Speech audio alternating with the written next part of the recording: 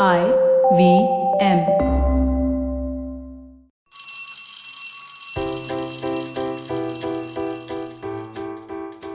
Hello, one. Hello, all. Welcome to the Diary of the Traveling Professor. And I'm Siddharth Deshmukh, your friendly neighborhood traveling professor himself. And this is April, and April Fool has just happened. Some really silly pranks have passed their way through all the WhatsApp corridors in the world. And it was so funny to actually be fooled by some of them. Yeah, trust me, I'm old, but I can still be fooled by a lot of people. And I don't know. I've somehow always had mixed feelings about April Fool. I mean, I like it when uh, I make the prank. I hate it when I'm the butt of the prank. And, I guess it's similar for you. It's similar for you. Well, April is heating up things in India, and it's a very interesting situation for us to be in, especially with the IPL soon coming our way. And I thought this is a perfect time for this diary entry of mine. I wanted to speak about maybe fans versus fanatics. And let me explain what I mean.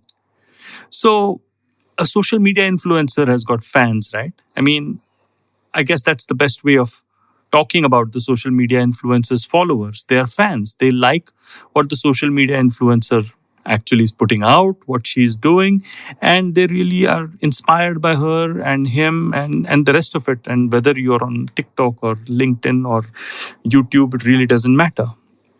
Well, the fan can be a fanatic when it comes to sport. Yeah.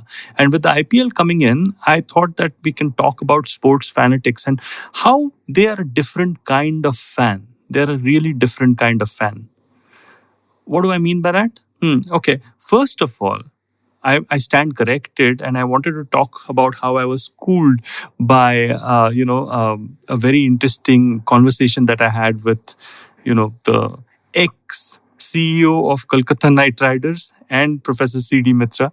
And we were having a wonderful conversation on something called Tell Me About It, which is something that I ran last summer. And I was kind of ranting away about how come a Pune team in the IPL doesn't have any Pune players, and how can then you hope to have real loyalty to the team and the rest of it? And the the CEO just told me, look, pal, I don't think you get it. I don't think it's about the team. It's always the individual who comes first. And my ears perked up. I was like, what?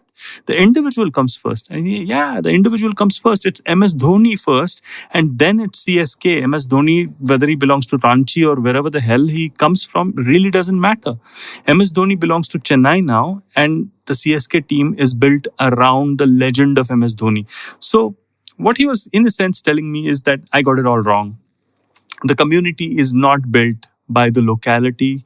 The community is not built by the context. The community is built by the superhero. And in this case, it is MS Dhoni for CSK, and it is, Sachin for Mumbai Indians, and so on and so forth. And so therefore, the IPL actually literally got it right as far as, picking those icon players and stuff like that. I still remember the beginning of the IPL and being terribly excited about it. In fact, there used to be an ICL before the IPL, and I think that they were the first movers, but they didn't get the advantage because what they did was that they had not considered bringing in the ecosystem. So you had people like Kapil Dev and Chris Gaines in the league, but it was a bit like the Packer League or maybe going to South Africa in the days of apartheid. So it was basically shunned by the BCCI and the ICC.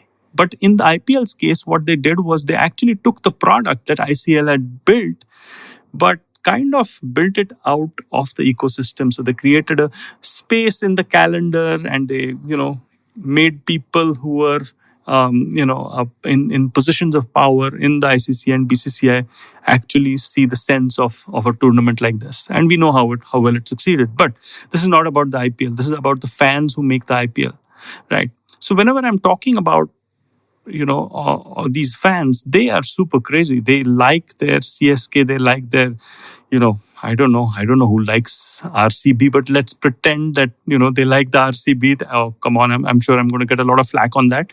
But you know what I'm saying, right? And these fans are just completely fanatics. They wear the t-shirt, they do the hairstyle, they follow people. And so if I extend this out of the IPL into other forms of cricket, you'll see the same thing going on in, let's say, the Barmy Army, which does the English thing. It supports England. And then you have crazy Australian fans and Pakistani fans and stuff like that. But it's not their craziness, but it is their formulation of a tribe that really interests me. And we've had instances of good tribes and bad tribes across sports. So you had, the crazy English fans who were gaining a very bad reputation for themselves in the world of football, for example. You had these crazy tribes for the football clubs who were sometimes even more powerful than the country because, the country was just a concept which wasn't particularly accepted by sports. Sports was defined by icons, personalities, and the team that they gathered around them. And basically, fanatics or fans or sports fans, whatever you want to call them, well, they kind of lapped it all up. If you think about individual sports like, tennis, and you have your Djokovic followers and Federer followers and Nadal and etc., I think they're fanatics too, but I think a team sport, it's a different kind of fanatic. And let me try to figure out why this happens. I think one of the reasons why this happens is because, automatically you get entry into a tribe.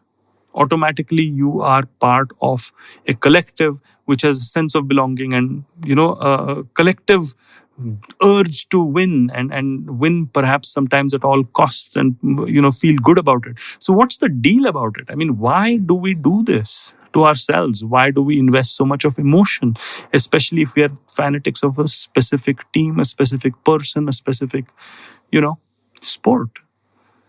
And the answer is simple. I mean, what differentiates the social media influencer and her fans and the sports fanatics is sport is primeval. Okay, I've gone on record to say that sport is an alternative to war. So obviously fans are fanatics. And essentially fanatics are so deeply connected to the sports person that they go beyond the boundaries of being a normal fan. They form a tribe. They are so deeply embedded in the culture of that team, in the ethos of that team, in the principles. And basically they live, breathe, and everything. So that's why the t-shirts, that's why the mugs and the rest of it. Of course, there's a wonderful business model that can be built around this, and it has been exploited by all the popular sports in the world. But if I go back to the humble fanatic, okay, I think the most important thing about that fanatic is his requirement to actually model himself on his hero. I think the hero over here is the sports person who is the fanatic's archetype. Sure, you might not have the athletic prowess. Sure, you might be a little overweight. Sure, you might not have actually played beyond a certain level, but you are able to actually hook up to a jungian archetype as far as a sports hero is concerned and feel that you yourself are being represented by your sports hero every time he or she takes the field. I think that is a very weird but perhaps true understanding of what a fanatic is. He's letting somebody else play for him. And that surely qualifies him to be not a lunatic, but a fanatic. Well, I hope you liked this diary entry of mine. Many more to come from where this came from. The Traveling Professor is on Instagram and on LinkedIn. You can always connect with me. And I'm also making some video series, right? So do take a look at the Traveling Professor Investigates if you got a chance. Well, you'll find it on LinkedIn and Instagram. And if you like podcasts like these, well, you have IVM podcasts and, they produce some of the best content around. Just download the app or just go to wherever your favorite podcasts are. Until next time then, be a fanatic. I hope you enjoyed that show. If you aren't following us on social media, please do. We're IVM Podcasts on Twitter, Facebook, and Instagram. We'd like to thank our sponsors on the network this week, Cedar Tires and thewholetruthfoods.com. Thank you for your support. We did a bunch of cock and bulls this week. We had guests like Ayushi Amin and Puneet Pania for that. Besides that, Vasanti Hariprakash was on, as well as Jay Alani, a paranormal investigator. Really great week on Cyrus Says. Do check it out. Tune into This Round is on me for an episode recorded from Gulmarg featuring one of India's professional alpine skiers, Arif Khan, who's looking forward to representing India at the Beijing Olympics. On The Habit Coach, Ashton has a chat with Kunal Rajput, a popular fitness trainer who recently completed 7 rounds of his Unlock workout series. The reunified, simplified gang of Tony, Naren, Chuck, and Shrikant discussed NFTs on the latest episode.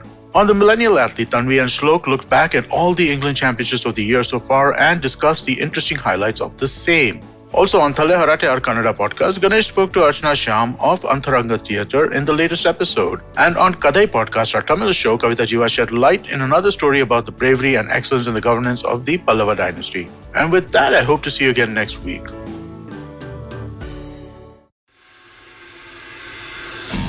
If you love cricket, listen up.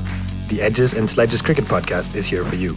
Hosted by DJ, Varun, and me, Ashwin, we bring a fun, fresh fan's point of view to talking all things cricket. Sometimes it's just the 3 of us, sometimes we have guests, including current and former international cricketers. For new episodes every week, check out the Edges and Sledges Cricket Podcast on the IVM app, website, or wherever you get your podcasts.